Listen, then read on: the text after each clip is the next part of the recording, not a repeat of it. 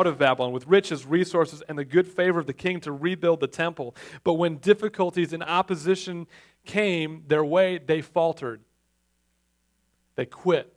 They gave up. They abandoned the work at the difficulties. In the face of opposition, they didn't press on. They gave up. And this is why I say they feared men more than God, because had they been motivated by faith and the fear of the Lord, not just terror of the Lord, but had they been motivated by understanding that they give account to him one day, but also that he is the Lord Almighty, the God of the universe, the God who created everything, and he was on their side, they wouldn't have been worried about what men could do to them. They wouldn't have been worried about opposition from men. Even in the midst of legal chaos and legal charges that were being brought about them, it wouldn't have mattered. They would have pressed on and they would have fulfilled what God had called them to do. But instead, they caved into the fear of what pagan men, of what lost men might do to them or what they might think of them.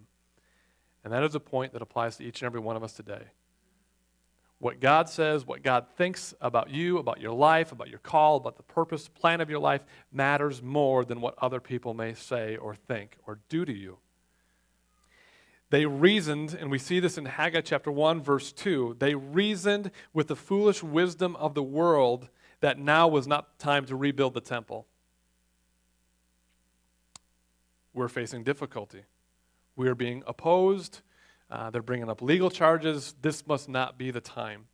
You know, so often I hear people say when a door is shut, that just means it's shut and you're not supposed to do that. If you feel, I've talked with people, they feel called to go into ministry, but everywhere they go, doors keep shutting in their face. And they're like, well, it just must not be the case. And I go, wait a second. What did God call you to do?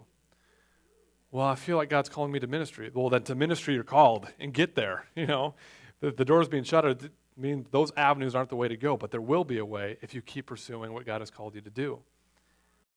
They stopped doing what God had called them to do, and instead they focused on their own desires, their own comforts, their own dreams, their own plans, and their own agendas. Now's not the time for me to rebuild the temple. I'm going to take care of my own stuff. I'm going to take care of my own agenda. I'm going to build up my house. I'm going to pursue my stuff, my career, my whatever, you fill in the blank. They were moving back into a destroyed city. Those are valid things they had to do. They had to rebuild their homes. They had to rebuild careers. They had to rebuild their farms. They had to redo all that. But it was what they chose. It was in abandoning the work of God first is what causes the issue.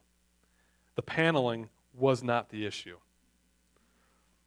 The paneling was not wrong. It was not evil.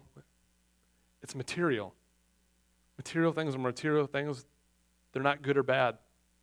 They're not evil or righteous. They're not holy or unholy. They're material things. However, the abandoning of God's call to panel their houses was evil and was sinful. I want to ask you a couple questions before I move on. Have you now, abandoned the work or call of God to fulfill your own agenda, your own plans, your own dreams, or your own comforts? Do you care more about the wisdom of men than the counsel and instruction of God? Have you ever found yourself telling yourself and God that the time for obedience just isn't right?